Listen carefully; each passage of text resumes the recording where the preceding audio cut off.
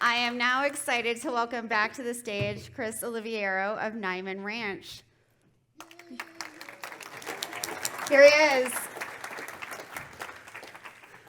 How are you? Doing great. How's lunch? Good. Yeah. So I think my first question. Let me rephrase that. It was fantastic. Okay, good. What am I saying? Yeah. So, A little enthusiasm.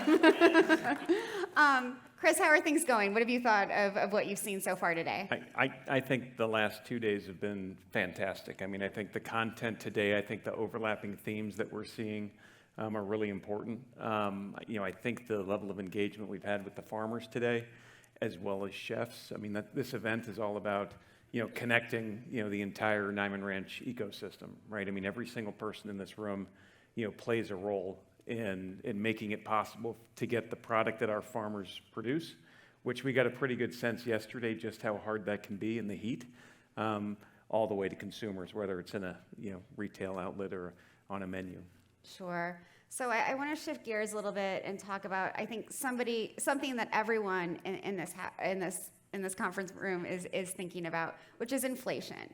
Mm-hmm. And that's really affecting the folks that you work with every day. It's affecting everything that's happening across the food supply chain. Absolutely, both upstream and downstream, right? So, we'll talk later about just the challenges farmers face. I mean, there's a reason the average age is 58 nationally, and it shouldn't come as a surprise. I think one of the trends that we're all feeling in the food industry is around volatility and disconnected animal protein markets from grain markets, right? So and that disconnect will always correct itself at some point, but the question is how long? And that's been the challenge for farmers in the commodity model.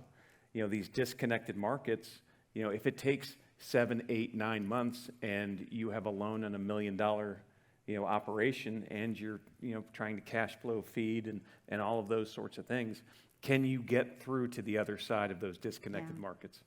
And that's the real challenge. And so there's different systems. We approach the business differently at Niman, right? We don't do anything based on commodity meat markets because they have no correlation to grain necessarily. So we focus first on grain, and then we look at what else. I mean, because inflation has gone well beyond just grain, as all of us in this room know. Sure. But there's a lot of pressure on brands like Niman that are committed to sustainable production, that are committed to animal welfare. How does that sort of translate in your work every day when you have all of this pressure on you? Well, that's what you sign up for. I mean, and it's not just us. I mean, think about food service distributors and what they went through, and the restaurant owners when COVID hit. I mean, they were closed, right? So, I mean, uncertainty is part of business. Mm-hmm. And one of the things I talk to younger associates, folks who've been with Niman for less time, and they haven't been through one of these protein cycles, is if you don't like volatility, it can be a little bit energizing. But if you don't like that, if you want something stable, honestly, find a different industry because it's not going away. I mean, anybody, you take John Gilbert, how many cycles have John and Ron and Paul Willis been through? And, it impacts each of us at different points in the supply chain. And you just have to be ready for it. You have to deal with it. And the most important thing is never compromise on the values that built the company. I mean, it's one small compromise, that's where it starts. And then, the next time it's a little easier, and the next time it's a little easier, and suddenly you find yourself 10, 15, 20 years down the road, and you're looking in the mirror and going, who the hell are we? This is not what this company was built on. And it's really hard to build that back. You can build a ton of brand equity, lose it really fast, and then to try and rebuild, they've already seen you backtrack once. So I think that's the most important thing for companies that have a real mission and are committed to it. Sure, and because volatility is constant, there's a lot of pressure not to put animal welfare front and center. And I'm wondering, from happening. You said it earlier, it's constant vigilance, but practicality, what does that mean for especially young farmers? Well, I mean, for young farmers, if you think about the cost to acquire land or the cost to build, if you want to go into, confinement, I mean, what young person wants to take on, can afford to buy the land and then can afford to get a loan of $1 million and then know that there's going to be this tremendous volatility, in the industry, and that's not the farmer's fault. Right. And the decision, up until, Niman and some other players, they didn't have any choice. So when I think about confinement operators, most of them got into it because they had no other choice. Right. And, so I think that's why we fought so hard on Prop 12 and Question 3 and are committed to making sure the EATS Act, doesn't get pushed through because, we need to provide alternatives, and a lot of great alternatives start at the state and local levels. Yeah, you're really able to show farmers a pathway out of confinement to something that is very profitable and is good for their land and the next generations. Yep. It's exciting. I wonder for you, what has been most challenging over the last several years? We've had to deal with COVID. You've had to deal with, writing policy. These are challenges that you might not have signed up for. Sure. Well, just to say the most challenging thing has been cold storage. And so for all of our customers, if you were here last year, I apologize for the train wreck. It's, that's been, honestly, we've had to put so much energy into that. But I think it's just been, it's been such a dynamic marketplace. COVID hit, and we went from 38% food service to 13% in the span of 4 weeks. And then over the next 3 years, we've seen the resurgence of food service and just a rebalancing. But it's really hard to manage, each of those components. How do you meet the needs of all of your partners when their demands and their needs and their businesses are changing as fast as they are? Somebody suddenly loses a lot of business, and we have that product. How fast can we pivot? And speed and trying to be prepared. Work through contingency plans, anticipate what's coming.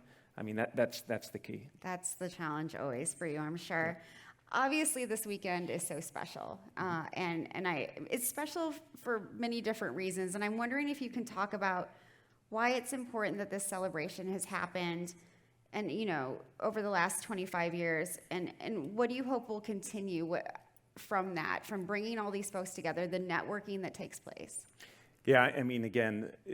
What we do requires the help of, if we're the only ones telling our story, there's a lot of skeptics out there who won't believe it, right? So that's where thought leaders and advocacy partners come in, right, in terms of stepping in and helping to reinforce. Don't take our word for it.